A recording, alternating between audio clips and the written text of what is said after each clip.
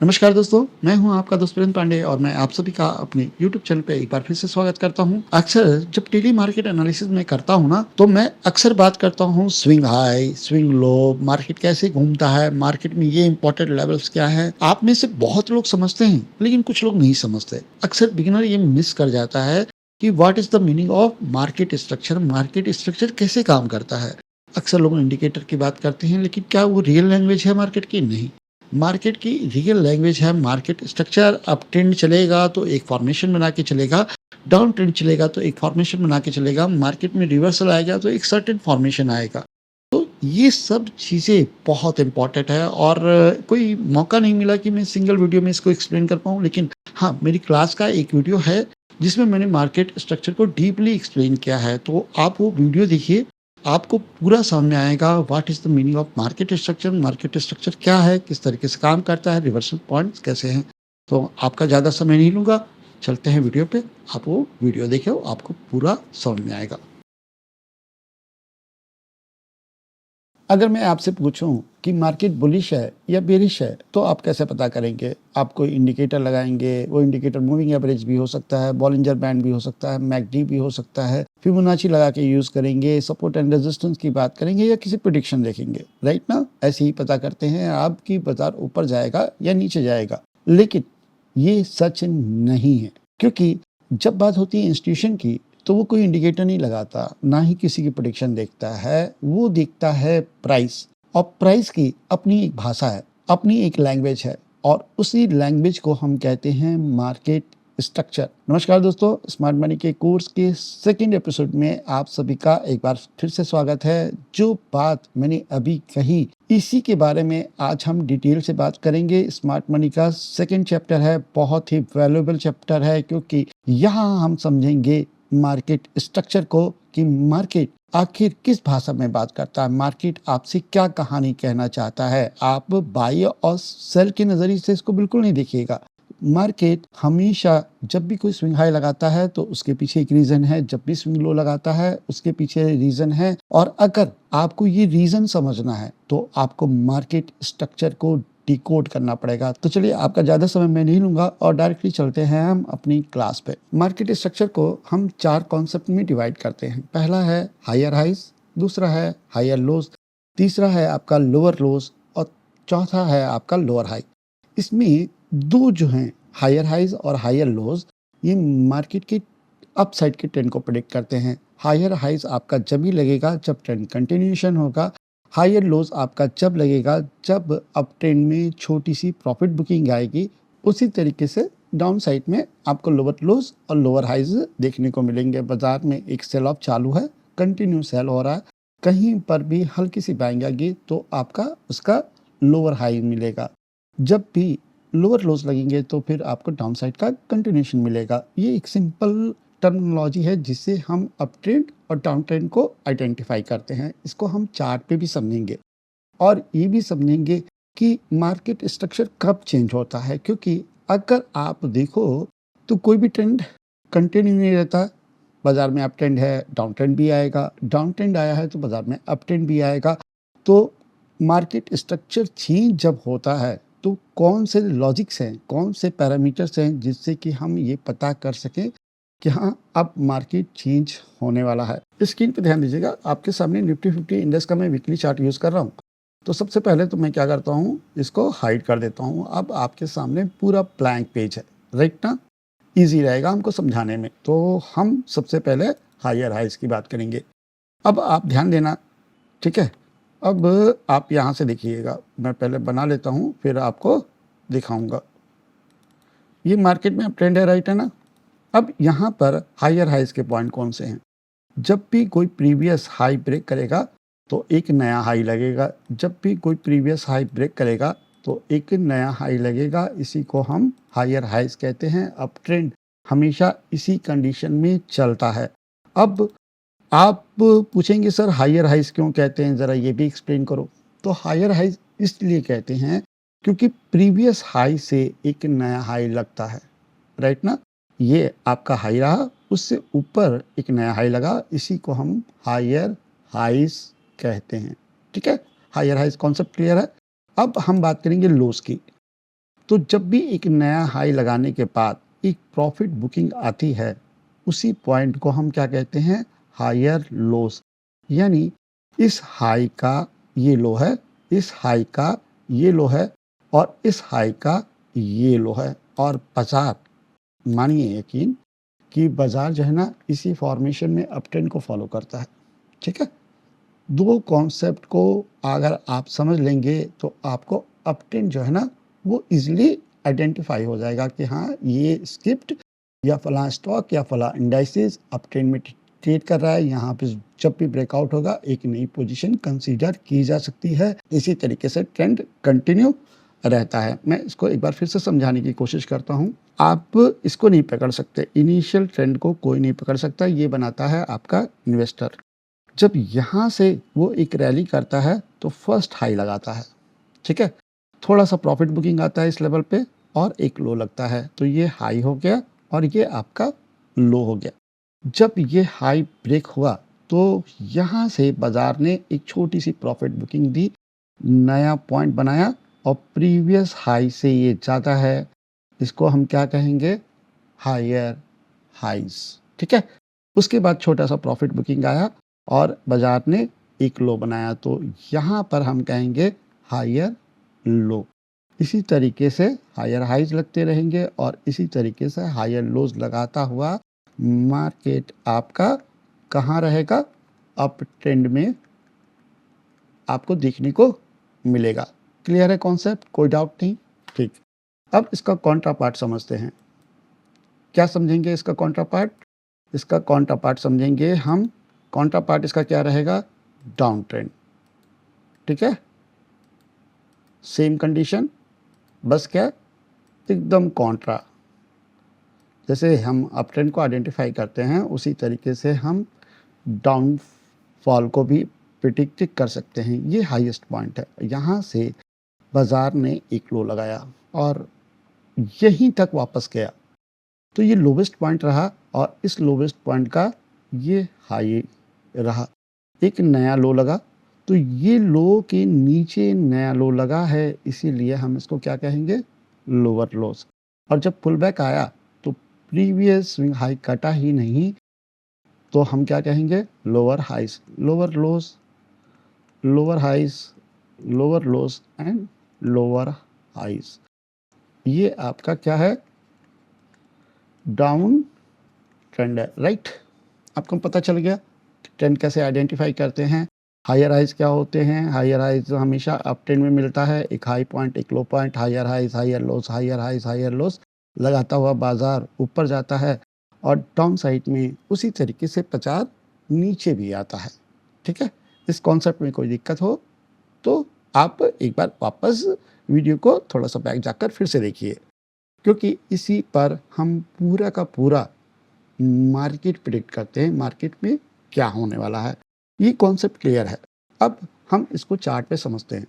तो सबसे पहले मैं हाई टाइम फ्रेम में ही रहूँगा क्योंकि इजी टू अंडरस्टैंड होता है। और अब हम बात करेंगे, मान लीजिए निफ्टी की ही बात कर लेते हैं। चार्ट को विजुअल कर देता हूँ और मंथ में जाता हूँ मैं। ठीक है, अब आप देखना। ठीक है, स्टार्टिंग से बात करते हैं निफ्टी की।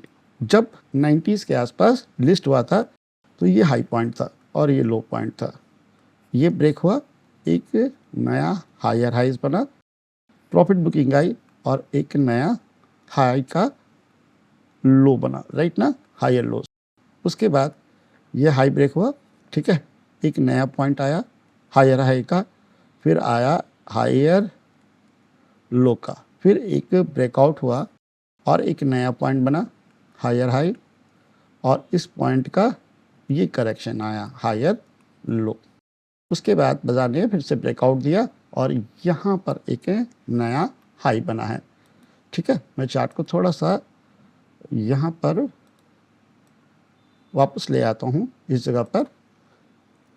ठीक है, ये एक हाईएस्ट पॉइंट बना और ये एक लो बना, हायर हाइज का हायर लो। राइट है, फिर यहाँ पे देखिए हाई नहीं कटा है लेकिन यहाँ पर हाई कटा है, तो यहाँ एक हायर हाई बना और यहाँ पर हायर लो बना।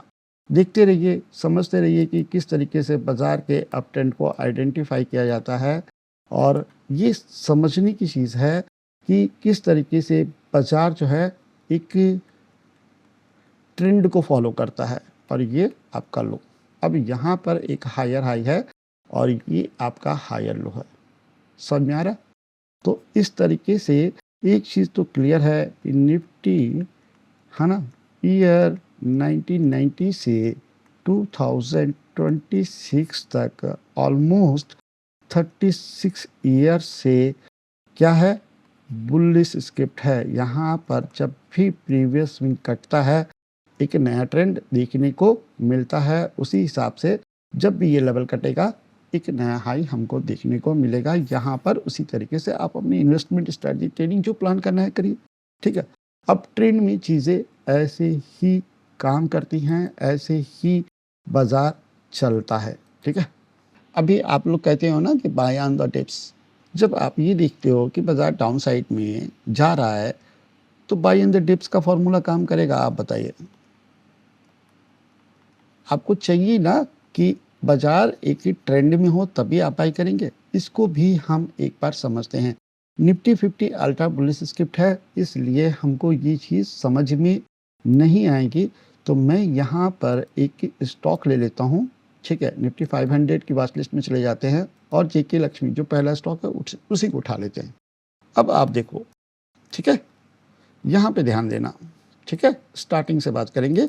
ये करीब लिस्ट हुआ था 2000 के आसपास। तो ये स्टॉक लिस्ट होते ही क्या किया, सबसे पहला एक हाई बनाया। कभी भी हाई बनेगा तो उसका लो ज़रूर आएगा। और वो कैसे कंफर्म होगा, जब भी आपको बाज़ार में हैवी फॉल देखने को मिले, एक करेक्शन देखने को मिले, तो आप समझ जाएंगे कि हाई का लो आ रहा है। नेक्स्ट हाई जब कटेगा हम अपना पोजीशन यहाँ पे बना सकते हैं। और अगर आप देखें तो एक नया पॉइंट बना, हायर हाई और ये हायर लोस, फिर से हायर हाई और फिर से हायर लोस। अब आप देखो कि अगर आप ब्रेकआउट्स में ट्रेड प्लान करते हो तो कभी भी आपको भले पैनिक हो सकता है लेकिन नुकसान नहीं होता, है ना। अब यहाँ पे देखिए, higher high, higher low, higher high, higher low, ये एक नया हायर हाई, ठीक है, और ये एक नया लो। अब आप ये जानते हो कि अगर ये लो टूट गया, ठीक है, यहाँ से ध्यान देना, अभी तक बाज़ार में, ठीक है, लोज कटे हैं, है ना, लेकिन फिर से बाज़ार ने क्या किया है, अपने ट्रेंड को फॉलो किया है। कभी कभी ऐसी चीज़ें भी आपको देखने को मिलेंगी। लेकिन जब आप स्क्रिप्ट को देखते हो मंथली टाइम फ्रेम में और वो हिस्टोरिकली बहुत बुलिश है, ठीक है, तो आप क्या कोशिश करते हो कि मैं लो ब्रेक हो जाएगा मैं उसको नहीं कंसीडर करूँगा, कोई हाई ब्रेक होगा तो मैं वहाँ पे पोजीशन लूँगा। तो यहाँ पर ये इस जगह पे ट्रेड कर रहा है, तो आपको ट्रेड लेना चाहिए। आप मुझे बताइए, क्या ये नहीं मार सकता? ये कोविड वैसे है, ठीक है, वैसी सिचुएशन आज की डेट में नहीं है। लेकिन अगर ये हाई ब्रेक हुआ तो एक चीज़ की गारंटी है कि न्यू हाई लगेगा। मैं इस समय इन सब चीज़ों में नहीं जानना चाहता कि यहाँ से बाई करूँ कि नहीं करूँ, वो मेरा गोल नहीं है। मैं यहाँ पर आपको सिखाने के लिए मार्केट स्ट्रक्चर के बारे में बात कर रहा हूँ और मेरा गोल रहेगा कि जितना मैं सिंपल रहूँ उतना ज़्यादा आपके लिए अच्छा होगा। एक बिगिनर को बहुत अच्छे से समझ में आए कि जब भी हाई कटता है तो एक न्यू हाई लगता है, वो अपनी इसी सोच को आगे ले जाकर कंटिन्यू करें। फिर आएंगे चैप्टर रिवर्सल इन सब के, तो जल्दबाजी नहीं करना, आराम आराम से जाएंगे, एक एक करके चीज़ों को यहाँ पर समझेंगे। अब आपको ये चीज़ दिखाई दी, अब मैं आपको एक स्टॉक दिखाता हूँ और उसके बारे में एक कहानी है। वो कहानी भी मैं आज आपके साथ शेयर करूँगा। बात है ये 2016 टू 17 की। मैं अपने एक फ्रेंड की शॉप पे गया था, तो कुछ शॉपिंग करनी थी और उनसे बात होने लगी स्टॉक मार्केट के बारे में। उनको मालूम था कि मैं स्टॉक मार्केट में इन्वेस्टमेंट करता हूँ, तो कुछ बताने लगे टाटा मोटर्स के बारे में कि टाटा मोटर्स में बहुत ज़्यादा इनोवेशन है, ईवी को लेकर बहुत हाइप बनी हुई है और देख लेना ये स्टॉक आने वाले समय में बहुत अच्छा परफॉर्म करेगा। वैसे डाउट नहीं होना चाहिए टाटा के ब्रांड पे, टाटा का ब्रांड अपने आप में बहुत शक्तिशाली ब्रांड है, बैकिंग है इसकी। लेकिन क्या ये सही टाइम है? मैंने ये सवाल अपने आप से पूछा। मैं उस समय उनसे कोई बात नहीं कहा और उसके बाद मैं आया अपने घर, मैंने चार्ट खोला और देखा कि टाटा मोटर में एंट्री बनती है और तब मुझे एक सिंपल रूल जिसके बारे में अभी हम बात कर रहे हैं ना, वो देखने को मिला कि ये अपने लो को ब्रेक करता चला जा रहा है, राइट ना? कंटिन्यू अपने लो को ब्रेक करता चला जा रहा है। तो यहाँ तो टाइम अच्छा है ही नहीं। अगर हम मार्केट स्ट्रक्चर की भी बात करें तो आपको नहीं लग रहा है कि ये लो, ठीक है, जब यहाँ से कटा तो प्राइस तो नीचे गया। अब अगर मैंने 163 रुपीज़ में खरीदा होता तो एडजस्ट हुआ है प्राइस, ठीक है, टाटा मोटर्स का, इसलिए आपको ऐसा दिख रहा है, लेकिन उस समय 70 रुपीज़ समय के आसपास था, ठीक है, और यहाँ पे करीब 200-250 के आसपास था। तो 50% में झेल सकता हूँ। आप मुझे बताओ, पॉसिबल नहीं है ना, क्योंकि मार्केट स्ट्रक्चर के हिसाब से ये तो डाउन ट्रेंड में है ना, जब भाई साहब ने बात की थी। अब आपके पास ज्ञान है फंडामेंटल के पास, आपके पास न्यूज़ है, लेकिन अगर आप बाज़ार को देखना नहीं जानते हैं, मैं मान ही नहीं सकता कि आप यहाँ तक बैठ सकते हैं, ठीक है? There is no sense. लेकिन आपके पास जानकारी है, न्यूज़ है, प्राइस सपोर्ट नहीं कर रहा, आप इंतज़ार करते हैं कि नहीं, अभी नहीं, अभी नहीं, वेट करते हैं, वेट करते हैं, वेट करते हैं, और जिस दिन भी कोई हाई ब्रेक होता है प्रीवियस, आप अपना ट्रेड बनाते हैं। आप मुझे बताओ, जब प्रीवियस हाई ब्रेक हुआ, यानी मार्केट स्ट्रक्चर कहाँ गया? जो प्रीवियस डाउन ट्रेंड था, जो यहाँ से शुरू हुआ था, 1 मिनट, है ना? वो इस जगह पे क्या हो गया? चेंज हो गया, नया स्ट्रक्चर मिला और उस स्ट्रक्चर को हम क्या कहते हैं? बुलिश स्ट्रक्चर, राइट ना? मैंने यही तो बताया था कि हायर हाइज लगने का कॉन्सेप्ट क्या है? बुलिश स्ट्रक्चर, और लोअर लोज लगता रहता है तो क्या होता है? Bearish structure. लेकिन जब बाजार चेंज होता है, पहली जगह पे किसी हाई को ब्रेक करता है, तो हमें ये चीज़ समझ में आ जाती है कि जो डाउन ट्रेंड है वो क्या हो गया? इनवैलिड, और अब बाजार यहाँ से एक नए अप ट्रेंड को फॉलो करेगा। और यही चीज़ मुझे देखने को मिली ईयर 2020 में, जब कोविड आया उसके बाद, यानी 2017 से ये स्टॉक मेरी नज़र में है, लेकिन यहाँ पे ट्रेड बना ही नहीं। अब जब मैंने ट्रेड लिया तो गया कहाँ तक? आप देखो, 120 रुपए का ट्रेड है और 710 रुपए तक गया। और अगर मैं लो के कॉन्सेप्ट पे चलूँ तो मेरी एग्ज़िट जब ही होगी जब वो वापस मार्केट स्ट्रक्चर को चेंज करेगा। ये हायर हाई है, ये हायर लो है, एक नया हायर हाई है, और यहाँ पर जो लो लगा था उसको बाज़ार ने क्या किया? स्वीप कर दिया। 506 रुपए पे एंट्री है मेरी, करीब 120 रुपीज़ के आसपास, और ये टाइम मिला मुझे 2021 से, और ये एग्ज़िट मिली मुझे 25 में। अब आप मुझे बताओ, ऑलमोस्ट 400% का रिटर्न इन 4 ईयर। तो इस तरीके से बाज़ार को हम आइडेंटिफ़ाई करते हैं। अब आप खुद सोचो, जो आप बात कर रहे हो बाय इन द डिप्स, क्या है यहाँ पे बाय इन द डिप्स?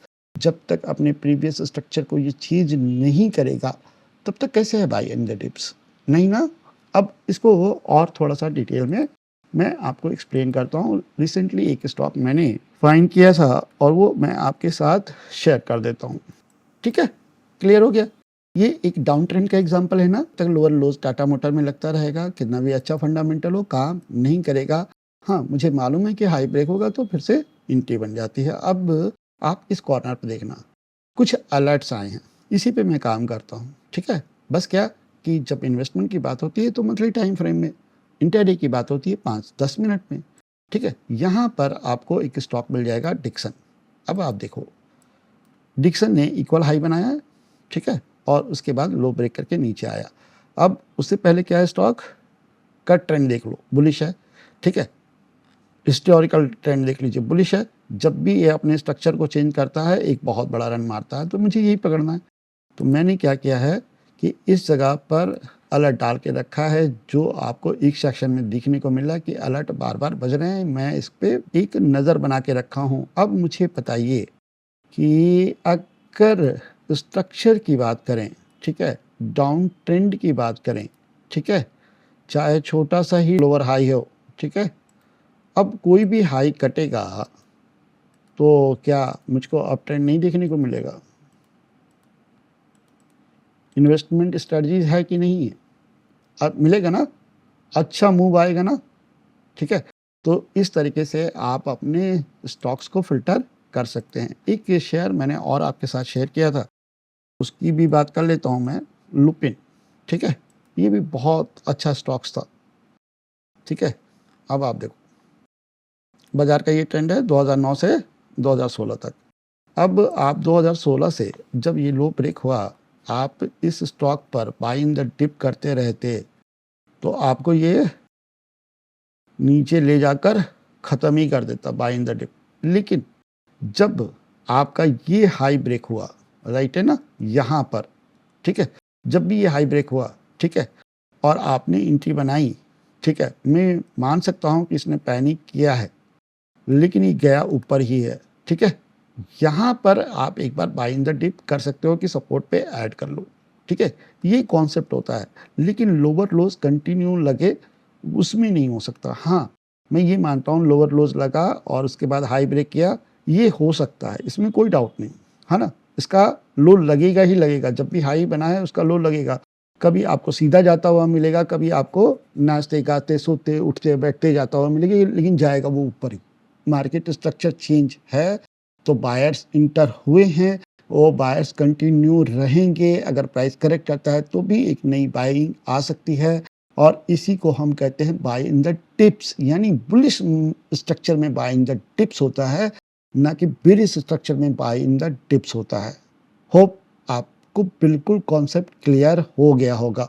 और उसके बाद यहाँ पर भी उसने एक स्ट्रक्चर चेंज किया, और ये चीज़ मैंने शेयर की थी। देखिए किस तरीके से भागा है, 700 रुपये से 2270 रुपये। आप खुद जाके जोड़िए कि आपके इन्वेस्टमेंट कितनी अच्छी तरीके से प्लान होंगे। बस क्या आपको टाइम लगेगा, यानी पेशेंस के साथ वेट करना पड़ेगा। टाइम इसमें नहीं लगेगा कि आपको आता नहीं है, टाइम इसमें लगेगा कि पेशेंस के साथ वेट करना पड़ेगा। लेकिन जब रिटर्न की बात होगी 300, 500, 1000% की, तो आपको वो इसी पे मिलेगा। एक फाइनल स्टॉक मैं और दिखाना चाहता हूँ, ठीक है, इसको भी मैंने अपने पोर्टफोलियो में रखा है, और ये है आपका टाटा मोटर्स, ठीक है।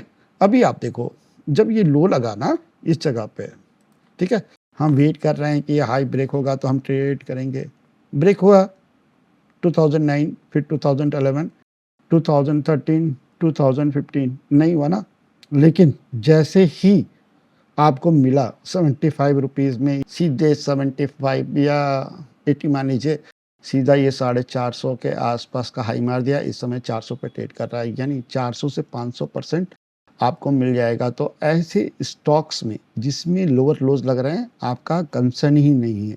ऐसे स्टॉक्स ढूंढिए जो अपने हाई के आसपास ट्रेड कर रहे हो, मार्केट स्ट्रक्चर चेंज करने वाले हों, उन पे अगर आप बेट लगाओगे तो आपको अच्छा रिवार्ड मिलेगा। तो ये एक कॉन्सेप्ट है मार्केट स्ट्रक्चर का, मार्केट स्ट्रक्चर चेंज का। आपको मैं इसके आगे के चैप्टर में बताऊंगा कि जब भी मार्केट स्ट्रक्चर चेंज होता है तो उसको हम क्या कहते हैं, ठीक है, बात समझिएगा।